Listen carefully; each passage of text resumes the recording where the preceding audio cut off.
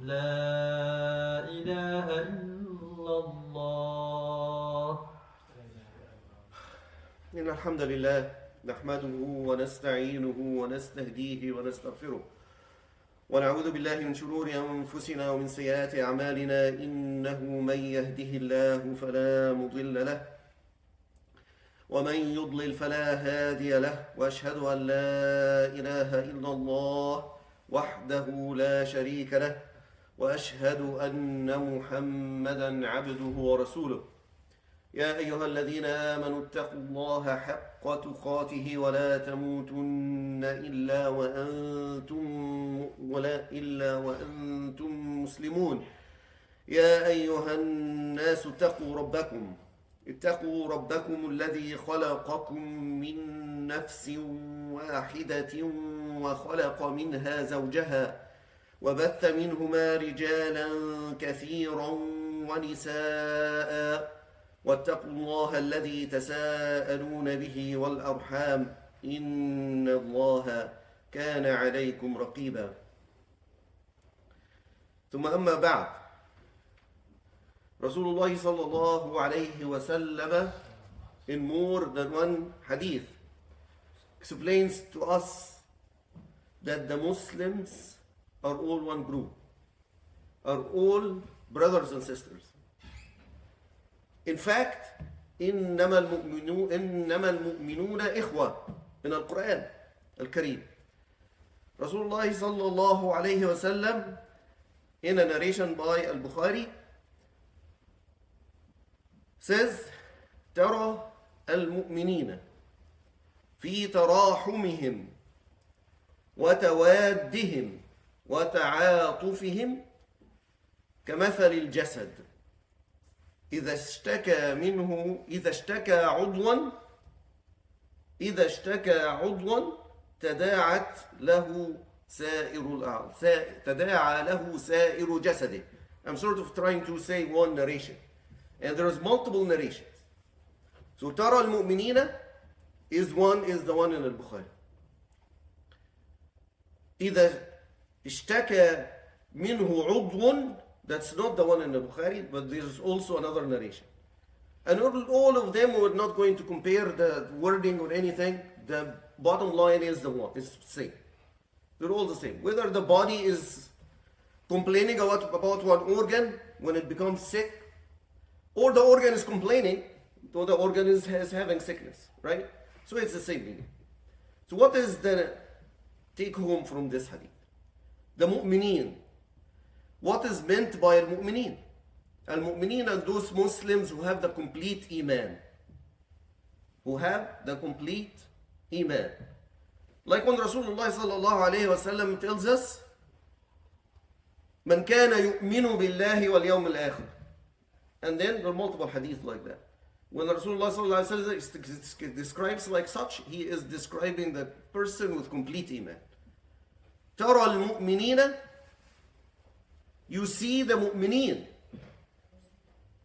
with complete faith as if they are one body, a human body. It's like the one human body, right? In what sense? في تراحمهم وتوادهم وتعاطفهم. 3 words, 3 adjectives, and all 3 of them in different sequence come in a variety of narrations, but all the same 3, the same exact 3. Just the order is a little different in different narrations. So what are they really telling us? في تراحمهم, being merciful with each other. The mu'mineen with complete iman have mercy upon each other. They have rahmah upon each other in regards to each other for the mere fact that we are mu'mineen, not for anything else. So one person may have the rahmah towards another because they're both mu'mineen, but one of them is in one side of the world while the other is in another side of the world. They might not have met ever. And even if they meet and know each other, the one reason why they have this mercy between them is because of the Iman. Because the Iman in the heart has prevailed upon all other priorities. So that the person now sees through the lens of Iman. Now the person is having relationships with others based on the Iman. This is not to say that the mu'mineen don't have any rahmah towards others, because they do. They do have rahmah against non-Muslims and even to animals, non-human beings altogether. As we all know from the Islam, from the Islamic guidance. Right? And in this sense, the actions of Rasulullah sallallahu alayhi wasallam with non-Muslims is plentiful. Ayat from the Quran al-Kareem indicates so and so. It's outside our topic. We want to stay with the hadith that we're talking about, but the evidence is plentiful from Quran, from the doings, actions of Rasulullah sallallahu alaihi wasallam, and from the words of Rasulullah sallallahu alaihi wasallam, then that also applies to animals. Now the rahmah is one of them. وَتَوَادِّهِمْ. What is that? They do things that bring them together. And among these things are plentiful, and they all come in different hadith also. Some of these things are visiting each other, giving the gifts to each other, exchanging gifts between Muslims. Right? Again, you can give the gifts to non-Muslims as well, but this is between Muslims. The hadith is focused on between Muslims. Tara al-mu'mineen. And then it's not going to be like any other. So the mercy is there. And tarahum is there. And ta'atuf is there. For Muslims and non-Muslims, but for Muslims, it's like the one body. That's what the hadith is telling us. Right? So the Muslimin in their tarahum is like the one body. In their tawadud is you do all kinds of things that bring the love between Muslims. That is visit, exchange gifts, ifsha'u salam, saying salamu alaykum, etc. You know, asked about them, and all of these things that we all know, those social relationships. Tarahum. وَتَعَاطُفِهِمْ. تعاطفهم is like عطف عليه شيء.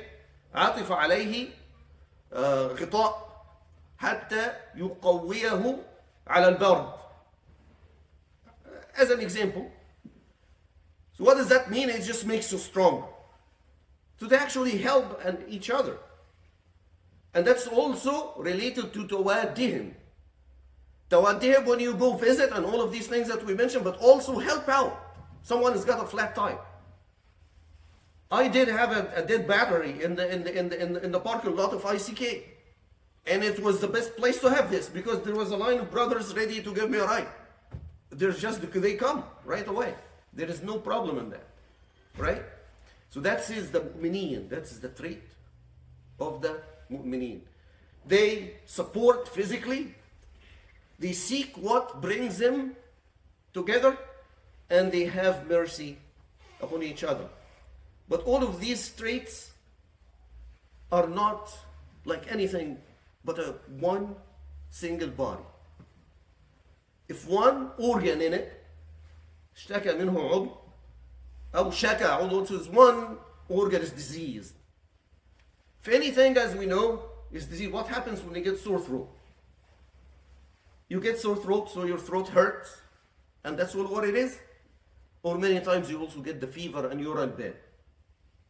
And you are in bed. Someone gets pneumonia. Where is that? In the lungs. But why are you in bed? Why you put your hand on your forehead and it's really warm in there? You can feel the fever. So this is the simulation, the example that Rasulullah sallallahu alayhi wa sallam. Rasulullah sallallahu alayhi wa sallam is telling us that we are one ummah. In another hadith, Rasulullah sallallahu alayhi wa sallam describes al-mu'minu lil-mu'mini كالبنيان يشد بعضه بعضا. And then Rasulullah sallallahu alaihi wasallam شبك أصابعه. So Nabi sallallahu alayhi wasallam is telling us, what do you make the wall out of? Bricks. Well, maybe this one is just wood, right? But if it is made of bricks, what do these bricks do to each other? Even the wood, the fibers of the wood are entangled together. What do they do together? The one wall is standing. Rasulullah sallallahu alaihi wasallam is telling us that mu'mineen, the mu'min to the mu'min is like one brick and one brick. They're both in the one same wall. When you pull one, it pulls the rest with it. So they are supporting each other. They make up this wall. If they are not supporting each other, it will just fall apart and become a pile of bricks. So this is some of the examples of the hadith that Rasulullah sallallahu alaihi wasallam is given to us. And why do I bring all of this today? We have been, for those who are old enough, for decades, witnessing negative events, tribulations. Sometimes people are starving in the Muslim world. We saw that several years ago in Somalia. Wars. I don't want to count them because all of you are aware of it. Started perhaps before the oldest of us was born. And in our life it keeps intensifying and more and more and more happens. So in these times, we need to remember a variety of different things. I chose today to remind myself and you with the fact that we are one. And we should care for each other. And we should help each other. And we should have mercy upon each other. In doing so, we think about other brothers and sisters who are being oppressed, or being murdered, or being expelled from their own homes, or being starving. Not only in Palestine, but in all other parts of the world, as we know it. Some news became so old that we have become numb to it, like the people in China, about which we know very little to nothing. But we know that the problem hasn't been solved and the oppression hasn't stopped. We know about our brothers and sisters in Burma. But we don't know where they are. They are not in the news. So we, as time goes by, become numb and forget. We need to remind ourselves by these and take the opportunity that we see what is happening today in Palestine and say to ourselves, what is our responsibility towards them? Help them with anything you can. If you go back to these hadith of Rasulullah sallallahu alaihi wasallam and you understand them, you know that you should help any way you can. What way can we help? If it is speaking out, if it is spreading the truth, so that a ceasefire will be accomplished, so that the people who are oppressed somewhere else will take the rights to do it. If it is a donation, so that if there is an opportunity for these donations to reach the people they're designed to reach, they're meant to reach, then do the donation. And there is always the dua that you ask Allah subhanahu wa ta'ala for them. But how do you do this in light of what we have just discussed? Do you just say, may Allah help you, and move on? Or do you want to do something else? That is what we are going to talk about in the second khutbah. أقول قولي هذا وأستغفر الله العظيم لي ولكم فاستغفروه.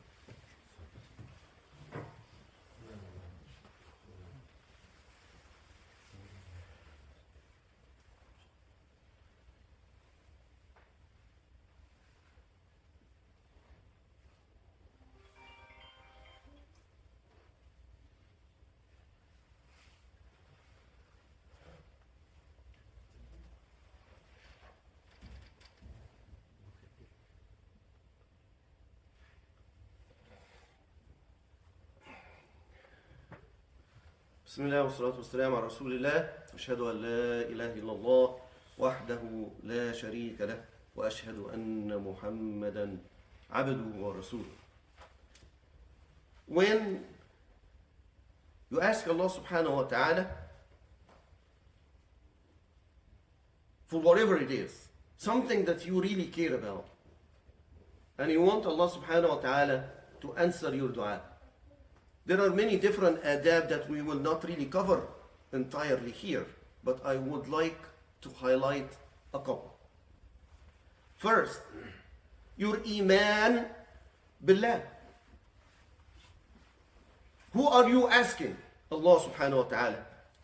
So you're asking that the occupation, the Israeli occupation, for example, in Palestine, to go away, that Allah subhanahu wa ta'ala left them. You're asking that Afghanistan is rid of all problems. You're asking that Burma, Muslims are free and no oppression whatsoever they are encountering.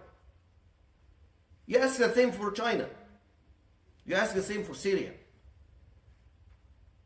Big things. We may look at it and see what is going on here.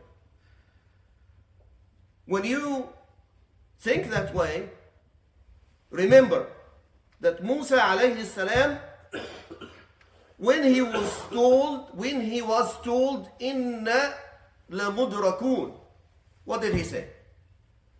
His people, Pharaoh, is chasing them with the junud. And in front of them of the sea is the sea. Behind them is Pharaoh and the troops. They said they'll catch us, they'll finish us off. He said, Kalla, no. Inna ma'ya rabbi sayahdeen. Iman. No. Allah subhanahu wa ta'ala is on my side. He will guide me. Pay attention to what he said and look for similar examples in the Quran. He said no with all confidence. But Qarun said, إِنَّمَا أُوتِيتُهُ عَلَى عِلْمٍ عِنْدِي. He didn't get what he wanted. The end, فَخَسَفْنَا بِهِ وَبِدَارِهِ الْأَرْضِ. Harun thought that he was so good.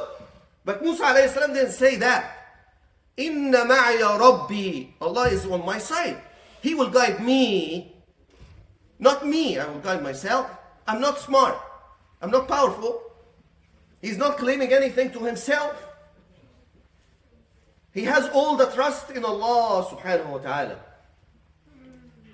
But before that, you have to do the good deed also.